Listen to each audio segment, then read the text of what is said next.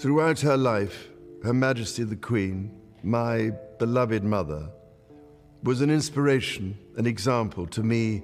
It was not during a major speech or a news conference. It was not captured by photographers or leaked by a disgruntled employee. It occurred behind closed doors, where the crown's true face is rarely revealed.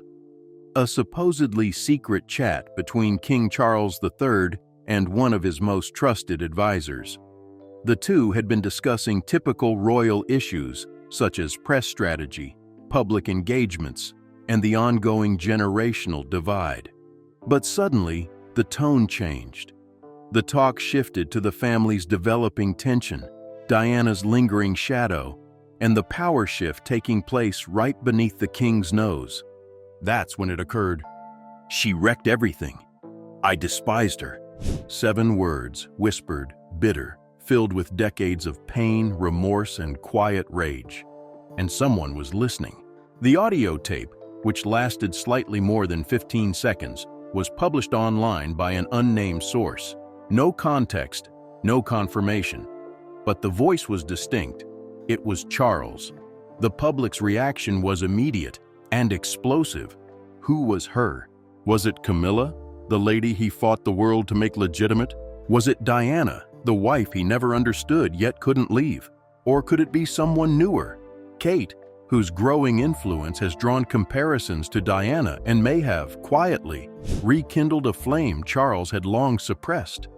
The palace scrambled to recover control, but for once, the spin did not succeed. No well-written statement could diminish the significance of that single sentence. The media analyzed every word. Psychologists were summoned to morning shows to analyze his tone. Former aides provided carefully prepared background information. The public, particularly those who had never forgiven Diana's treatment, did not require an explanation. They felt as if they already knew. This was more than just a royal gaffe. It was a rupture, because despite Charles's public demeanor and carefully managed image as a modern monarch, those 7 words revealed something raw and unfiltered. A man still harboring deep hatred long after the cameras stopped running. And now, as the royal family tries to hold the line, as Kate gains popularity and William distances himself from the throne's stricter traditions, the question remains, who does King Charles despise? And most importantly, what does this say about the crown, which he has sworn to protect?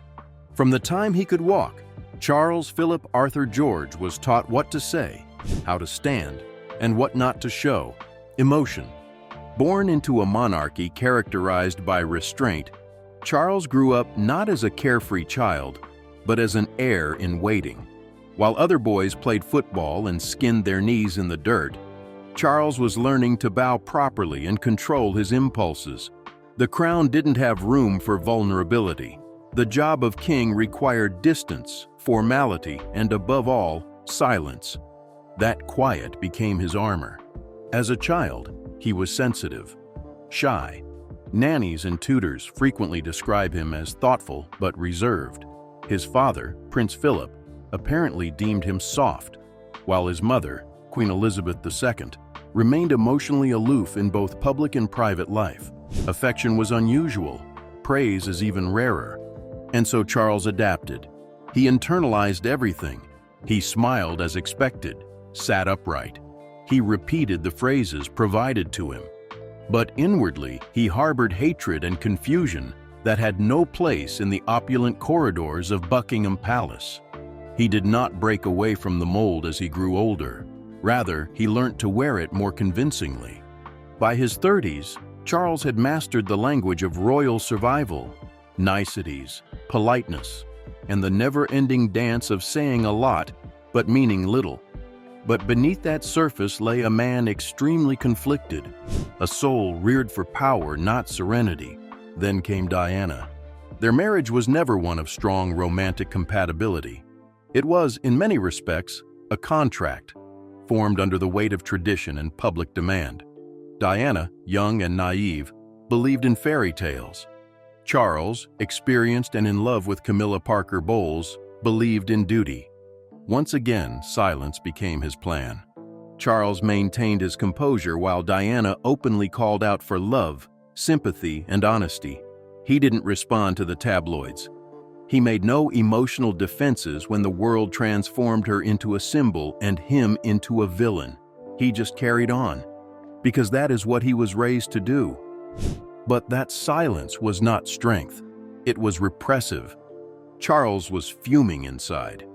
Every headline describing Diana as the people's princess felt like a dagger. Every cheer she heard was a reminder of the love he never earned. The louder her legacy became, the smaller he felt within his own dominion. He went to Camilla not just for affection, but also for safety. She did not demand emotional honesty from him, something he was unable to provide. She understood the limits, the mask, and the pressure.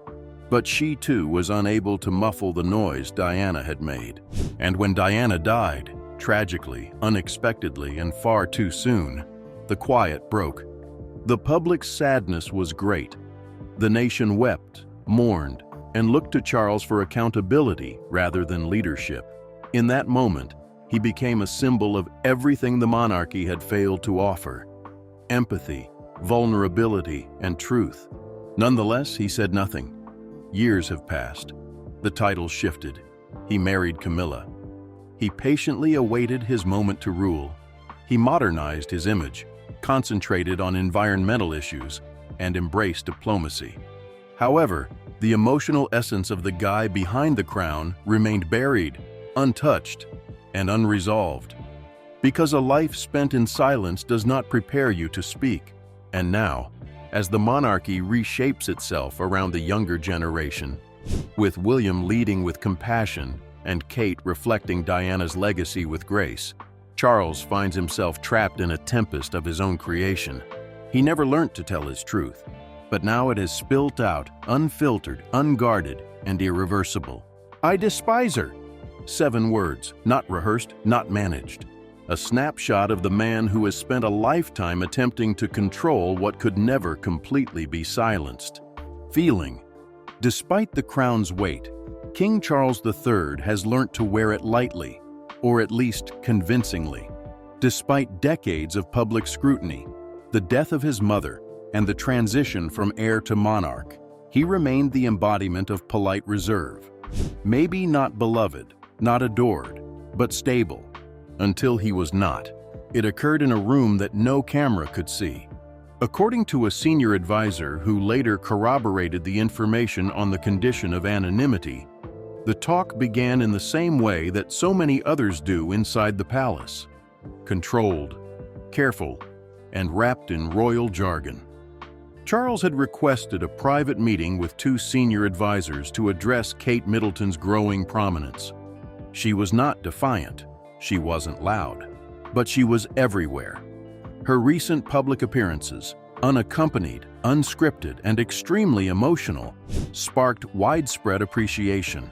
Her Diana-inspired foundation was making headlines, and murmurs inside the palace grew. Kate was more than simply popular. She was powerful. Charles sensed it. He saw the reporters focus their cameras on her even though he was in the same frame. He overheard foreign dignitaries demanding audiences with William and Kate rather than with him and Camilla. Worst of all, he could feel Diana's ghost growing closer with each step Catherine took. On that day, the pressure finally broke. As the advisors went over a list of planned public events, Charles interrupted, waving his hand in disgust. "She's rewriting everything," he grumbled. "Rewriting the whole damn story." There was a pause. Then he said it. "She wrecked everything. I despised her."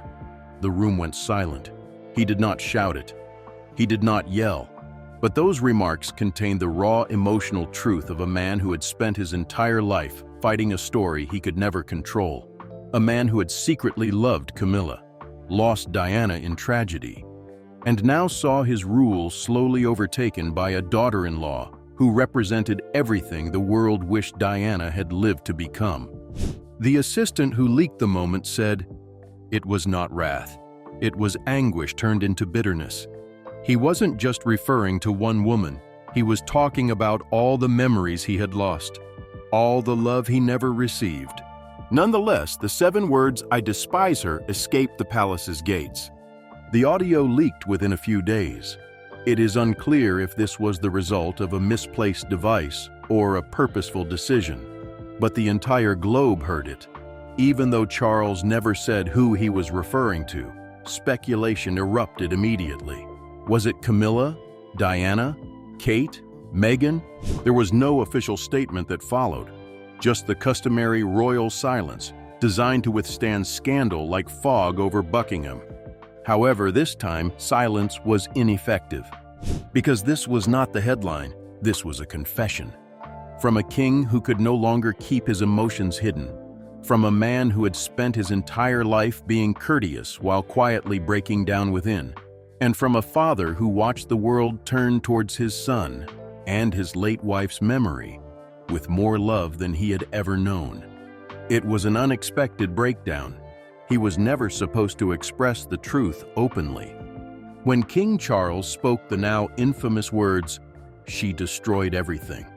I despise her," sparked widespread conjecture. Who was he speaking about?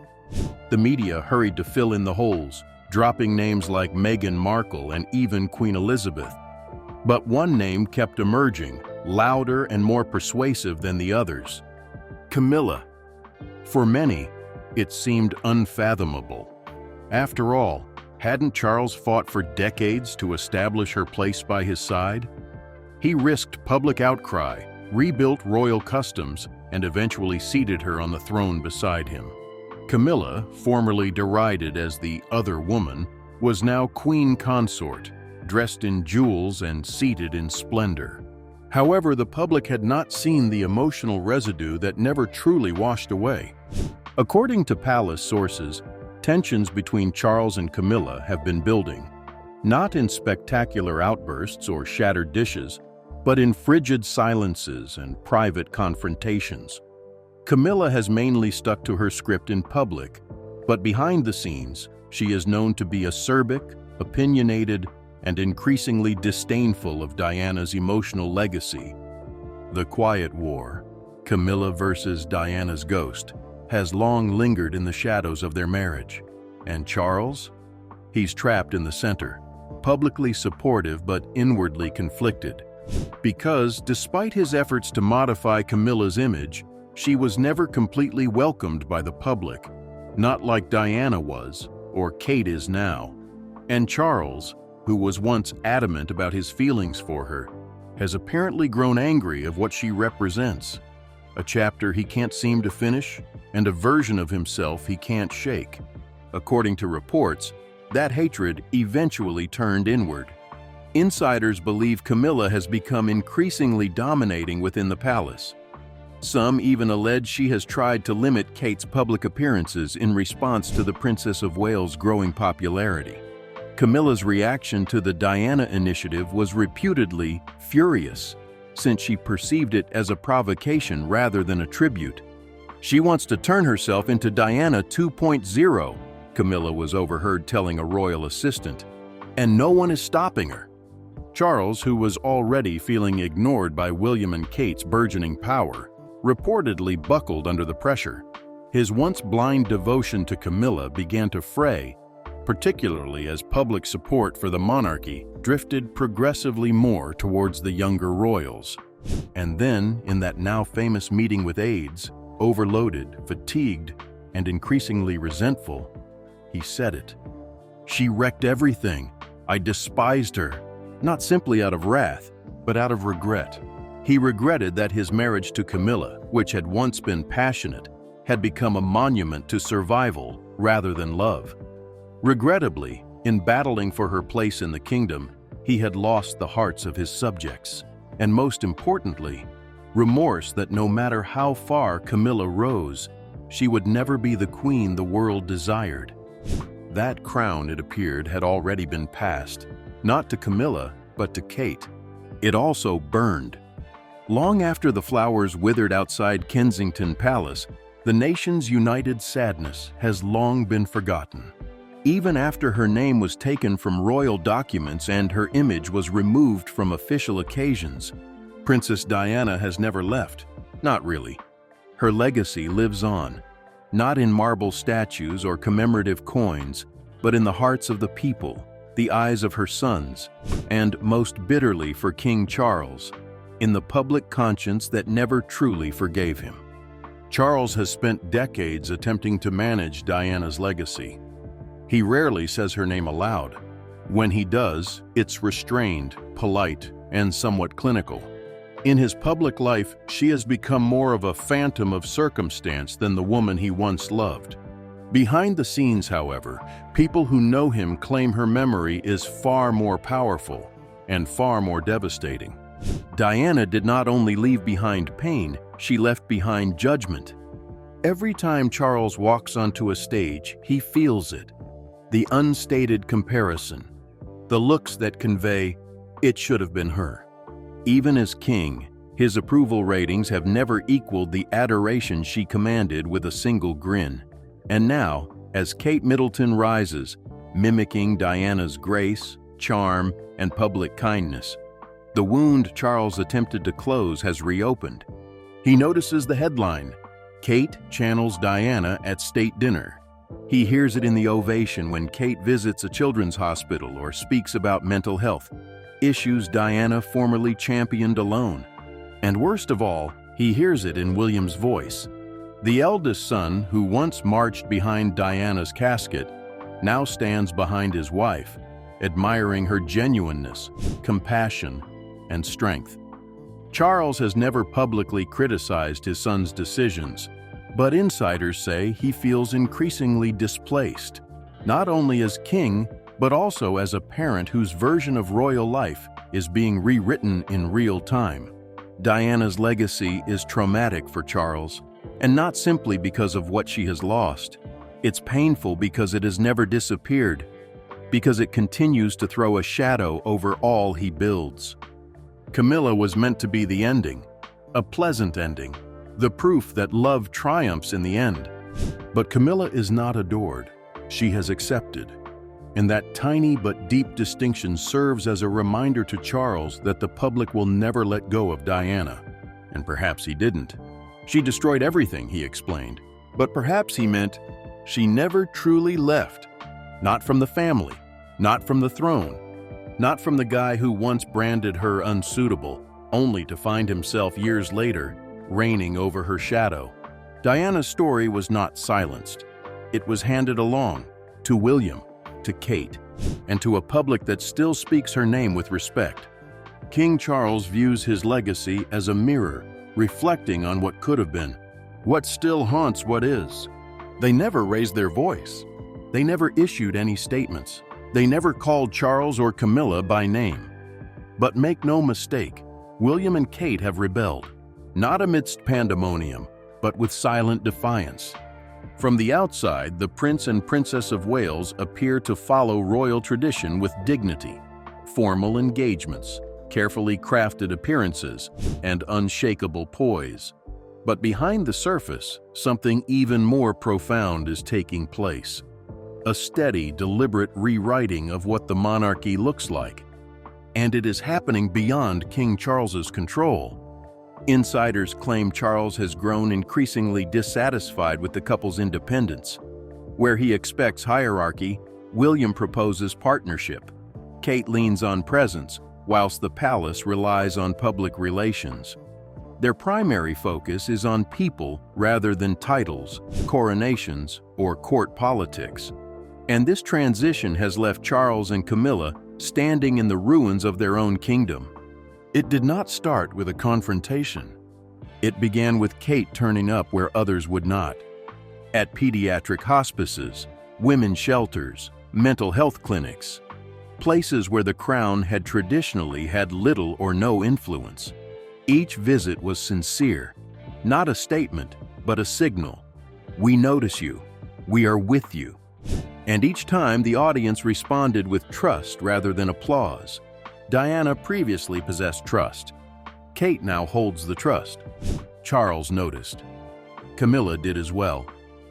And in the months following the launch of the Diana Initiative, directed by Kate and inspired by her late mother-in-law, tensions behind the royal gates quietly rose. Kate garnered more than simply public acceptance. It was about moral authority. And despite being king, Charles no longer held that position.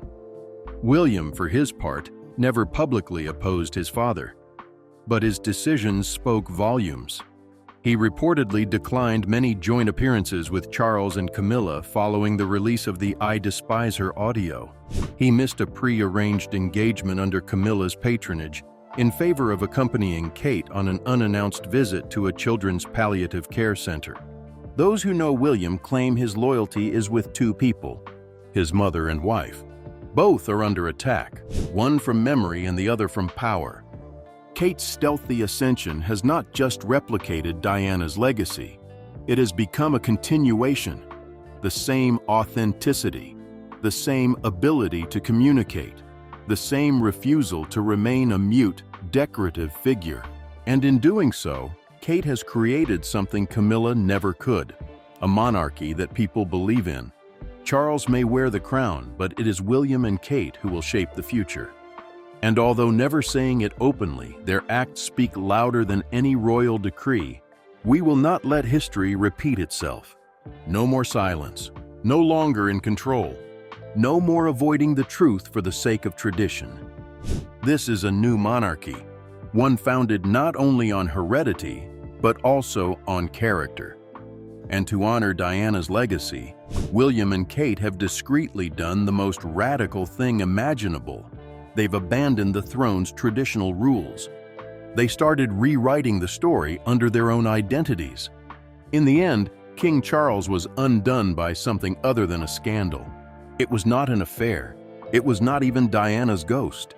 7 words, blurted in frustration and loaded with decades of anguish and resentment, broke the illusion he had spent his life protecting.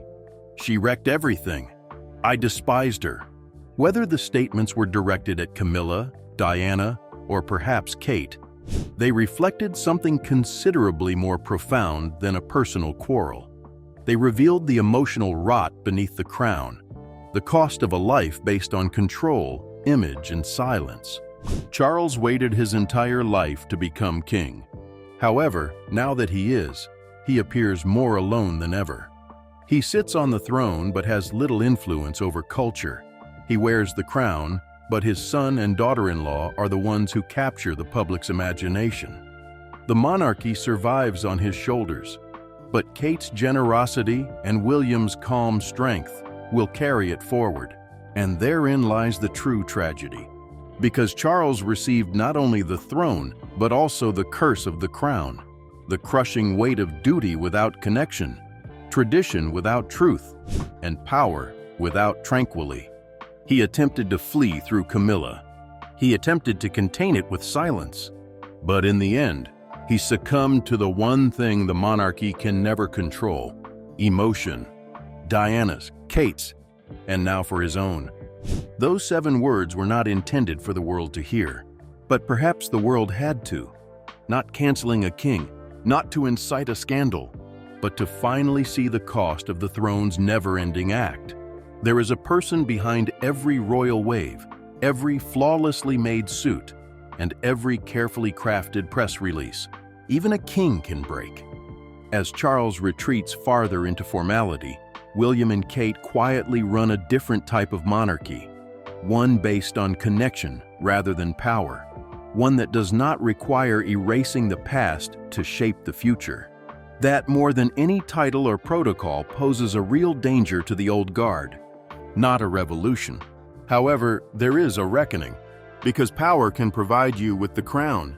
However, only the truth can earn you the people's trust. And that is sometimes the most terrifying thing a king can imagine.